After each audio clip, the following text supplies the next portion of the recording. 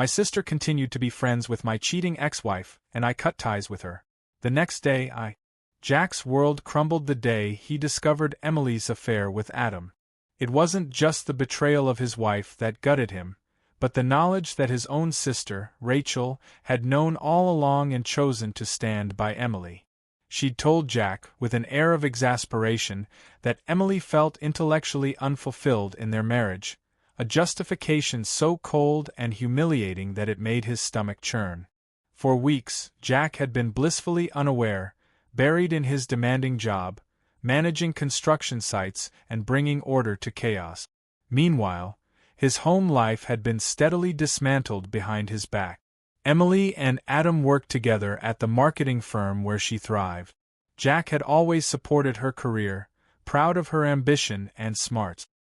He even joked about her work husband, unaware of how true the term had become. The revelation came in the form of an errant text message. Jack was fixing the garage door when Emily's phone buzzed on the workbench beside him. The preview of Adam's message lit up the screen. "Last night was amazing. Can't stop thinking about you." Jack froze, a sinking dread pooling in his chest. He didn't need to open the message to understand what it meant, but he did anyway. And when he read the full thread, filled with secret rendezvous, shared jokes about Jack, and explicit declarations of love, it felt like the ground beneath him had caved in. Confronting Emily was like talking to a stranger. She didn't deny it, but instead, with a hint of impatience, claimed that their marriage had stifled her. "I'm sorry, Jack," she said, crossing her arms defensively. "But you and I haven't connected in years. Adam, he gets me." Jack's blood boiled. "He gets you? Are you serious? I've been breaking my back to build a life for us, and you repay me by sleeping with some guy at work? And Rachel knew?" His voice cracked with a mix of disbelief and pain. Emily rolled her eyes, as if his anger was an overreaction. "Rachel understands that I've been unhappy for a long time. She didn't want to get involved." When Jack confronted Rachel, hoping for some semblance of loyalty, she was unapologetic. "Emily's my friend too, Jack," she said flatly. "You're my brother, but you're emotionally distant. You focus so much on work that you've ignored the fact that Emily needs more than just stability. She needs someone to talk to, someone who challenges her intellectually." Her words cut deeper than he expected. Jack had always prided himself on being a provider, a steady presence in a world that often felt unstable. But now, his own sister was implying that his efforts were inadequate, that his love wasn't enough. Rachel's betrayal stung more as word of the affair began to leak through their social circle. It turned out she hadn't just known about it, she'd actively deflected suspicion on Emily's behalf. At family dinners, Rachel had covered for Emily's absences with excuses, glossing over Jack's growing unease. Now, Jack's friends and coworkers looked at him with a mix of pity and morbid curiosity. He could feel the whispers following him, about how the competent construction manager couldn't even manage his own marriage. The humiliation peaked one weekend when Jack was out with his construction crew at a local bar. He overheard two men from the firm Adam worked at talking about the boss's wife and her little office affair. They laughed, speculating about how oblivious Jack must have been. He turned, his fists clenched, but restrained himself from lashing out. It wasn't worth the further embarrassment. At home, Jack started noticing every crack in the foundation of his life. Emily's absence became more blatant, her excuses more transparent.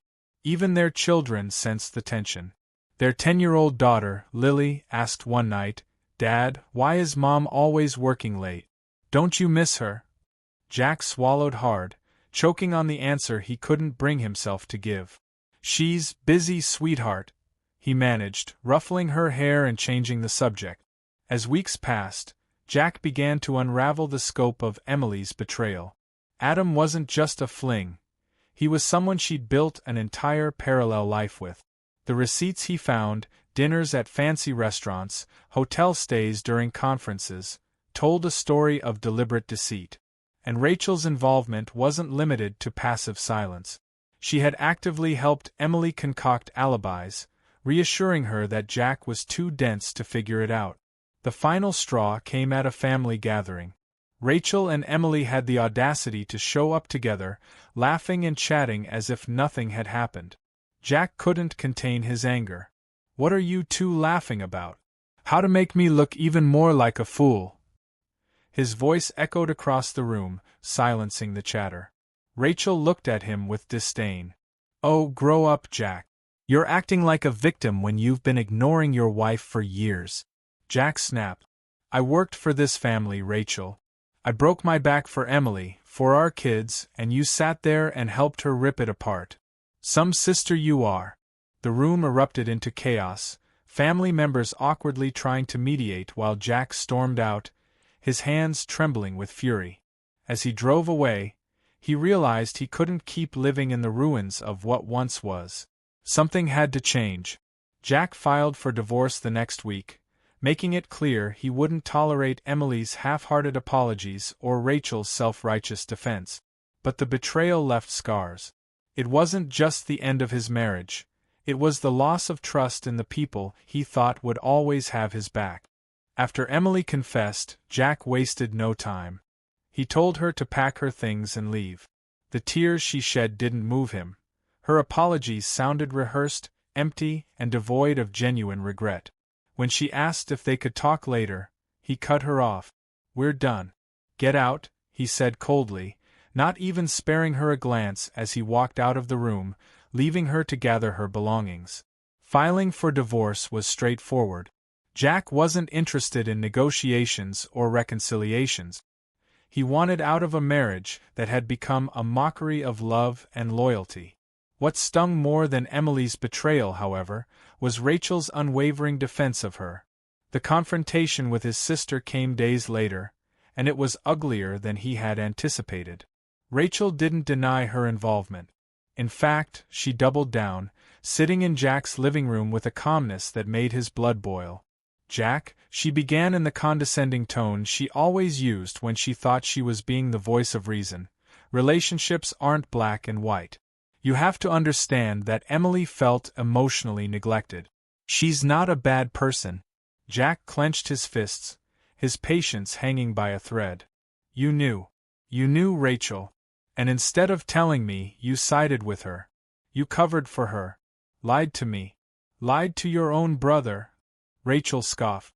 "It wasn't my place to interfere in your marriage.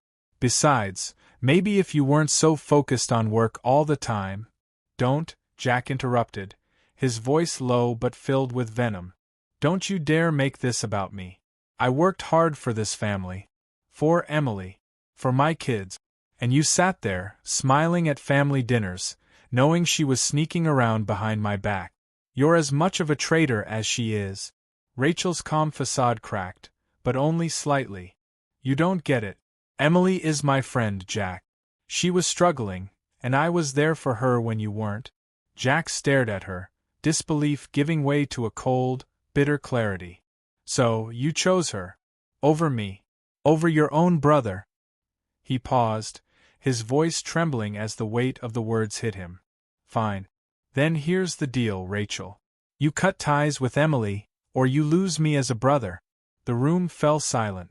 Rachel looked at him with a mixture of defiance and discomfort, but she didn't hesitate long enough to give Jack any hope.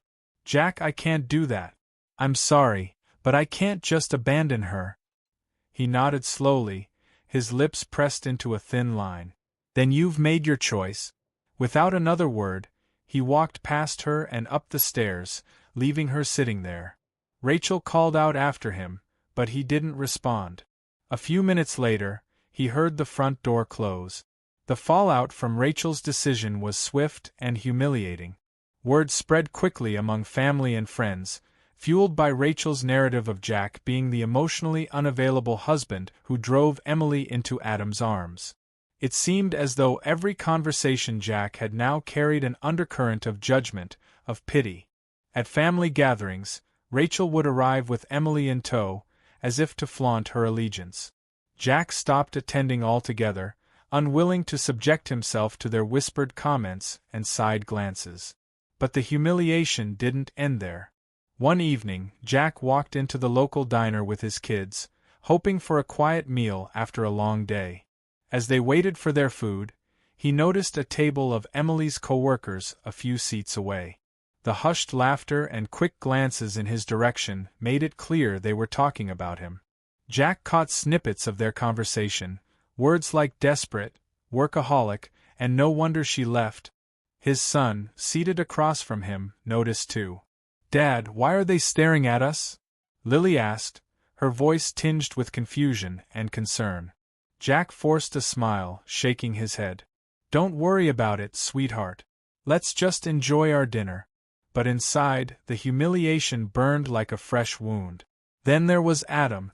The man who had dismantled Jack's life had the gall to show up at one of Jack's job sites a few weeks later.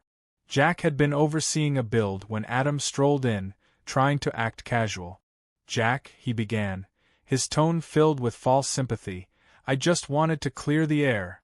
I didn't mean for any of this to happen.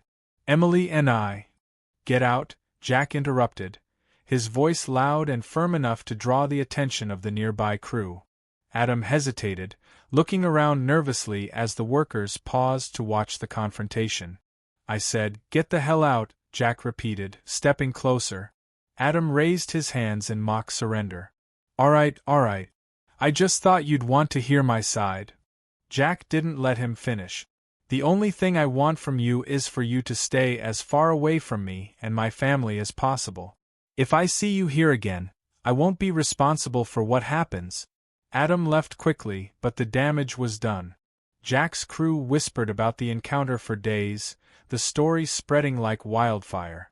Jack hated the attention, hated that his personal life had become fodder for gossip. Through it all, Jack's children remained his only source of solace. He focused on them, pouring all his energy into being the best father he could be. But even that wasn't without its challenges. Emily's visitation days were fraught with tension. She'd show up late, acting as if nothing had changed, and the kids would return home with questions Jack struggled to answer.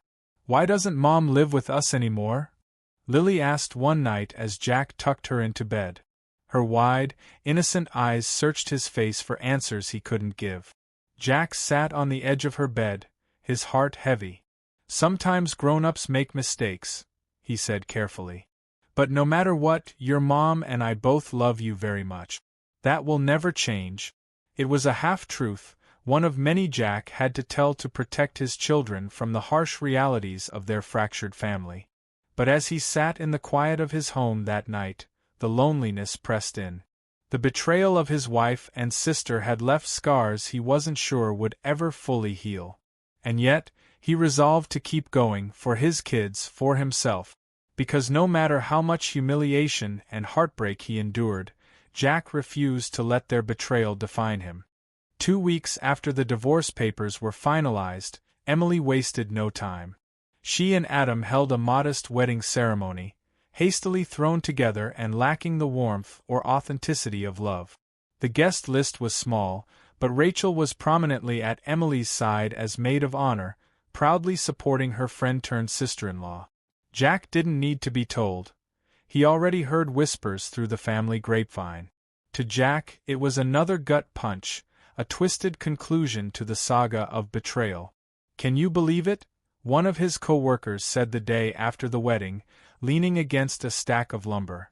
"She married him that fast? Like nothing even happened."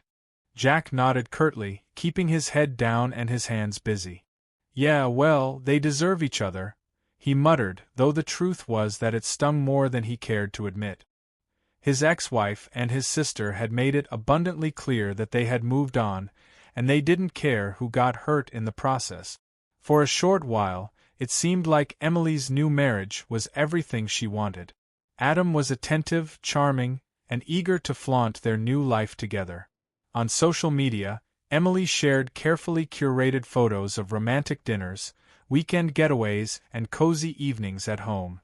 Rachel, ever the loyal sister-in-law, was a regular presence in the background of these posts, grinning like the betrayal hadn't cost her her relationship with Jack.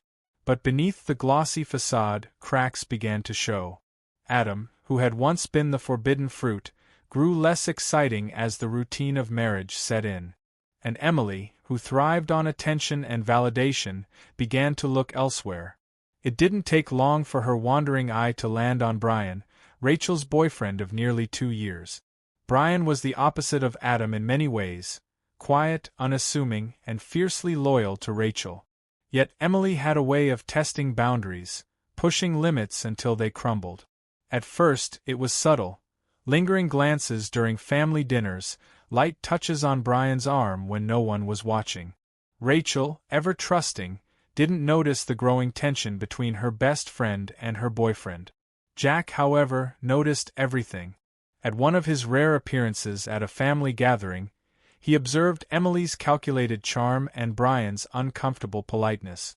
He wanted to say something to warn Rachel, but the bitterness between them ran too deep. Instead, he sat back, quietly watching as the seeds of chaos were sown. The bomb finally dropped one humid summer evening. Rachel had returned home early from a late-night work meeting, eager to surprise Brian with takeout from his favorite restaurant. As she stepped into the apartment, she noticed something was off: the faint sound of laughter, the smell of perfume that wasn't hers. Her heart sank as she followed the noise to her bedroom. When she opened the door, the sight before her shattered whatever faith she had left in Emily. There, in her own bed, was her boyfriend and her supposed best friend.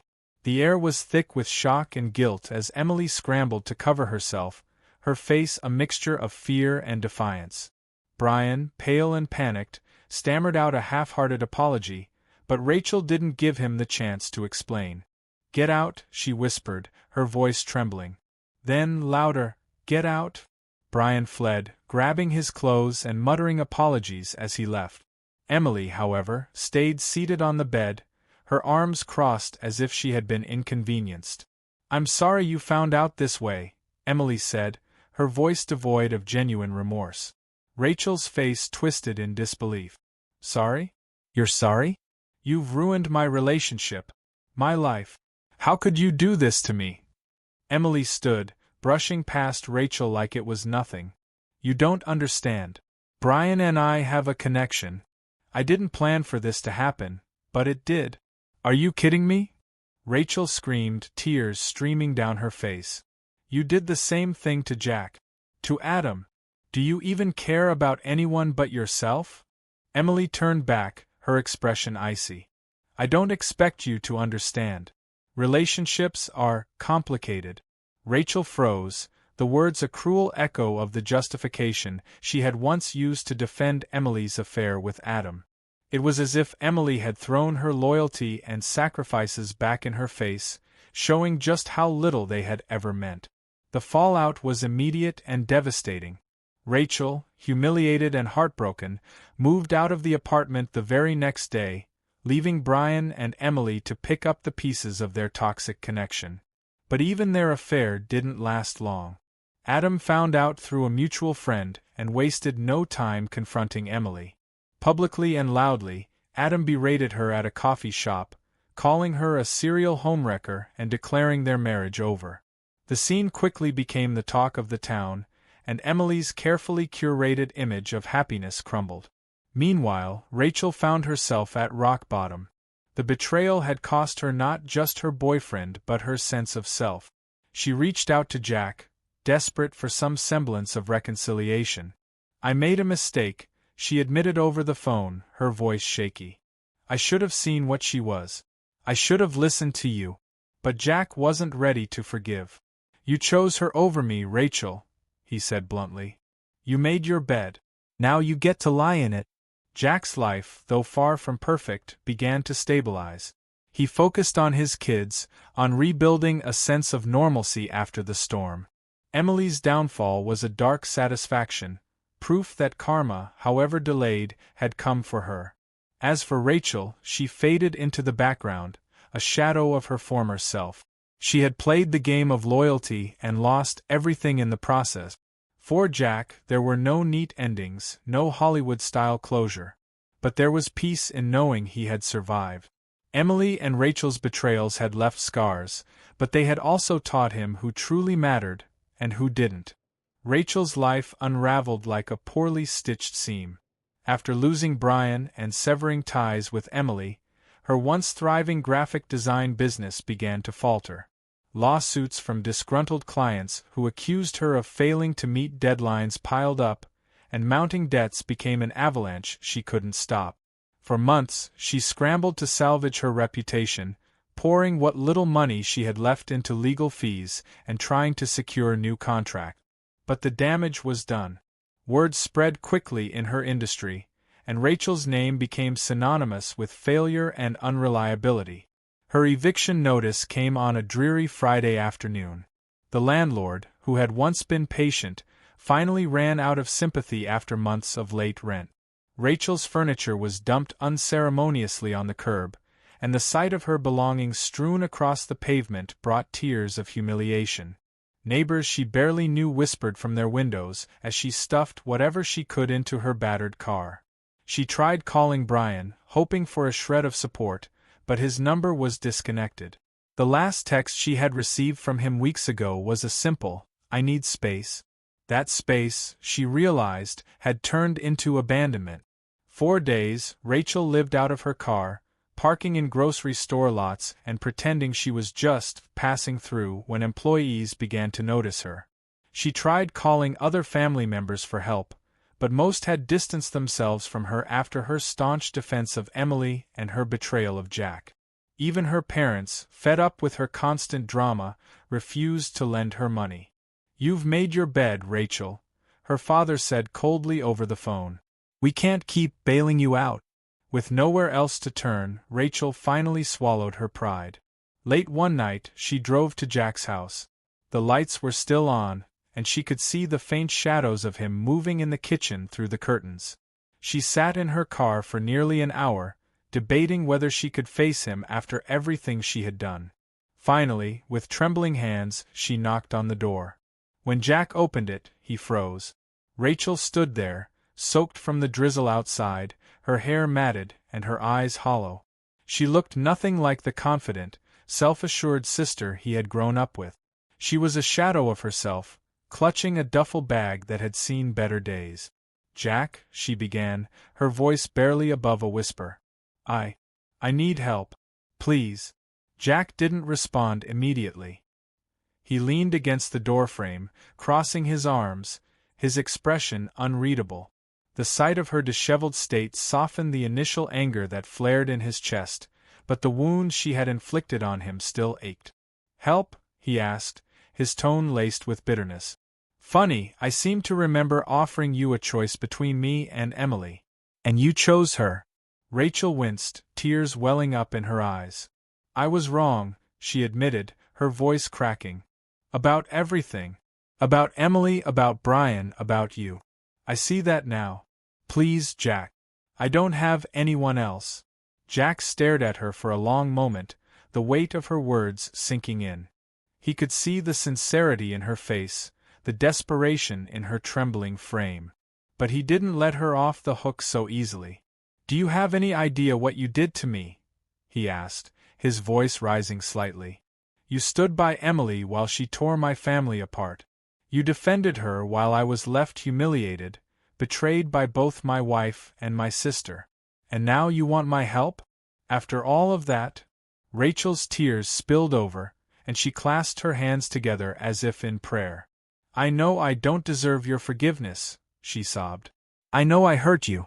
But I've lost everything, Jack. My business, my home. I've burned every bridge I had. You're the only person I have left."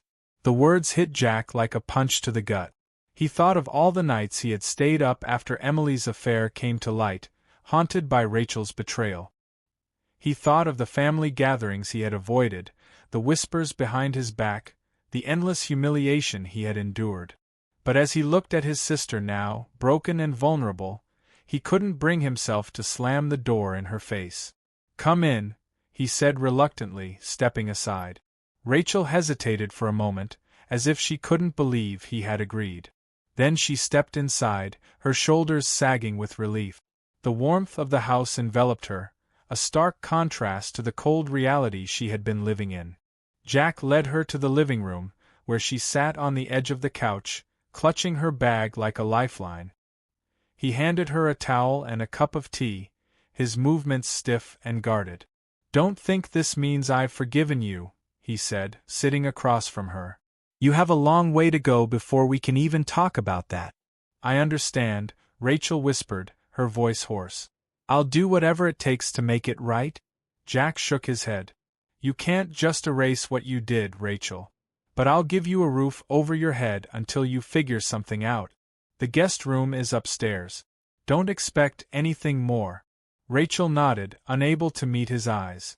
"Thank you," she murmured, the words barely audible. As she climbed the stairs to the guest room, Jack sat in the living room, staring at the empty tea cup she had left behind. Letting Rachel back into his life was a gamble, one he wasn't sure he was ready to take. But for now, he decided to take it one day at a time, cautiously allowing her a chance to prove herself. For Rachel, the road ahead was steep and uncertain. She knew she couldn't undo the damage she had caused, but she was determined to earn back her brother's trust, no matter how long it took. Jack set firm rules for Rachel's stay, rules that left no room for negotiation. "If you want to live here," he said bluntly, "you're cutting ties with Emily. Permanently. No texts, no calls, no excuses. You go to therapy to sort out your mess. And you get a real job. No freelancing, no quick gigs. You need stability." His tone was as sharp as the disappointment that still lingered between them. Rachel nodded immediately, her desperation overriding any pride she had left. "I'll do it, Jack. Whatever it takes." The next morning, Jack handed her a list of local companies looking for junior graphic designers. Rachel scanned the paper, her stomach tightening. Most of the positions were entry-level, far below the level of prestige she had once enjoyed with her own business. But she was in no position to complain. After hours of filling out applications, she finally landed a job at a small printing firm, designing flyers and promotional materials. The pay was modest, the work tedious, but it was steady, and that was what Jack demanded. In the evenings, Rachel found herself helping Jack renovate his basement. It was a far cry from the high-rise apartments and sleek offices she used to frequent, but she threw herself into the labor, eager to prove she was serious about rebuilding her life. Jack taught her how to sand drywall, install insulation, and measure wood for framing. At first, she fumbled through the tasks, her inexperience earning an occasional grunt of frustration from Jack. But as the weeks passed, she improved, and Jack grudgingly acknowledged her effort. One evening, as they painted the walls, Jack broke the silence. "You haven't mentioned Emily," he said, his voice carefully neutral. Rachel paused mid-stroke, her grip tightening on the brush. "Because there's nothing to say. I haven't spoken to her since Brian." Her voice faltered, shame creeping into her tone. "I blocked her number. Deleted her from my contact. She's out of my life." Jack nodded but said nothing, his focus returning to the wall in front of him. He wasn't ready to congratulate her yet, but her answer was a step in the right direction. Therapy, however, was another hurdle. Rachel resisted at first, claiming she didn't need it, but Jack was unrelenting. "If you want to stay here, you'll go," he told her, his tone brooking no argument. Reluctantly, she attended her first session. It was an uncomfortable experience, dredging up years of unresolved guilt, bitterness, and insecurity. But as the sessions continued, Rachel began to see patterns in her behavior, how her need for validation had driven her to side with Emily, how her fear of confrontation had kept her silent, and how her choices had ultimately destroyed her relationships. For Jack, watching Rachel confront her demons was both satisfying and unsettling. He saw glimpses of the sister he had once been close to, the Rachel who used to laugh at his terrible jokes and cheer him on at his high school basketball games. But the pain of her betrayal still lingered, a barrier he wasn't sure they could fully overcome. Their turning point came one Saturday afternoon as they worked on installing flooring in the basement. Rachel accidentally dropped a heavy board on her foot, letting out a string of curses that made Jack chuckle despite himself. "Watch it," he said, smirking. You're going to wreck the place before we even finish. Rachel sat down on the floor, rubbing her foot and laughing. I'm not exactly contractor material, am I? Jack leaned against the wall, crossing his arms. No, but you're trying. That's more than I can say for most people. The compliment, though grudging, brought tears to Rachel's eyes. Jack, I know I don't deserve your forgiveness, but thank you for giving me a chance to fix this. Jack sighed, his expression softening. You've got a long way to go, Rachel. But, yeah, you're trying. That counts for something. As the weeks turned into months, their relationship slowly began to mend. Rachel proved herself in ways Jack hadn't expected. She worked long hours at the print shop, even taking on extra shifts when her co-workers called out. She saved every penny she could, refusing Jack's offers to cover her share of household expenses. And when the basement renovation was complete, she surprised Jack by framing one of his kids' art projects and hanging it on the wall as a finishing touch. For Jack, these gestures didn't erase the past, but they showed that Rachel was genuinely trying to make amends. One evening, as they sat in the living room watching a movie, Jack found himself laughing at one of Rachel's sarcastic remarks. It was a small moment, but it felt like progress. Despite the strides they made, tension still lingered. Rachel's mere presence in the house was a constant reminder of everything Jack had lost: his wife, his trust, his sense of security. There were days when her apology felt hollow, her efforts too little, too late. And Rachel, for her part, struggled with the guilt of knowing she had caused her brother so much pain. Therapy helped, but the weight of her mistakes was a burden she carried every day. Jack wasn't naive. He knew forgiveness wasn't a single act but a process. There were no guarantees that their relationship would ever fully heal, but for the first time in years, he felt a sliver of hope. And as they sat together, the flicker of an old bond began to stir, a bond forged not by forgetting the past, but by learning to move beyond it.